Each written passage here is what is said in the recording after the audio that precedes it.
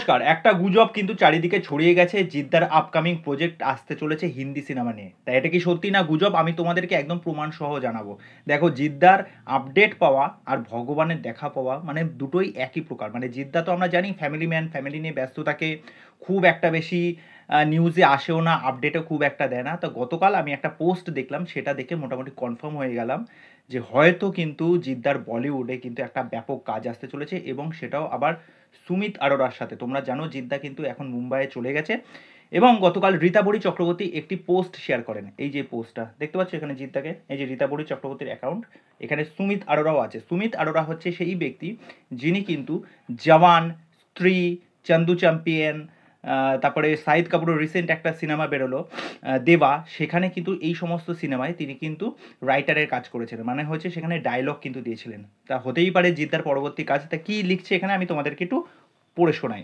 Post card from second home Mumbai, also my dearest friend and favourite Jeddah is a neighbour now. Universe conspires in the sweetest of ways sometimes. Living out of three cities is a task through I shall continue in my own way. এক প্রকার ধাঁধার মধ্যে ছেড়ে দিল কথাটা রীতাবরী চক্রবর্তী। দেখো, জিদ্দাকে নিয়ে যখনই কোনো একটা আপডেট আসে আমরা কিন্তু অপেক্ষা করে বসে থাকি যে জিদ্দার পরবর্তী কোনো একটা কাজ আসতে চলেছে, এবং খাকির পর জিদ্দার যে একটা প্ল্যাটফর্ম তৈরি হয়েছে সবাই কিন্তু বুঝতে পেরেছে যে অনেক দিন ধরে নানারকম চর্চা চলছিল না, যে জিদ্দার কোনো কাজ আসছে না, জিদ্দার এরা শেষ হয়ে গেছে, জিদ্দাকে আমরা সেরকমভাবে আর দেখতে পাবো না, জিদ্দার পরবর্তী কোনো কাজ আসবে না। দেখো, শুধুমাত্র জিদ্দার ওই একটা কাজ দিয়ে না কত দিকের দরজা খুলে গেল।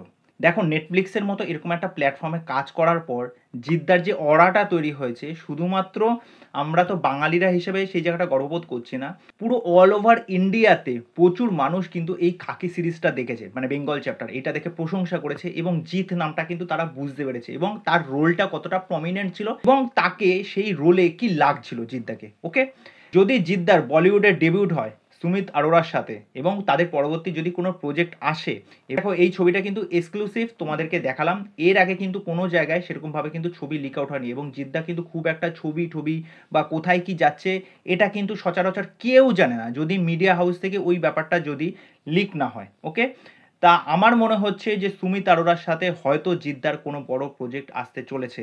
জিদ্দা কিন্তু এমনি এমনি অকারণে শুধুমাত্র কফি খাওয়ার জন্য বা নিজের মুডটাকে চেঞ্জ করার জন্য বা একটা আড্ডা দেওয়ার জন্য মুম্বাইতে যাবে। মুম্বাইতে যাওয়ার পেছনে নিশ্চয়ই কোনো রিজন আছে, হয়তো বড় কোনো প্রজেক্ট আসতে চলেছে।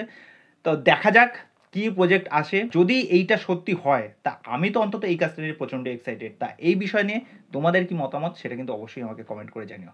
চলো, বাই।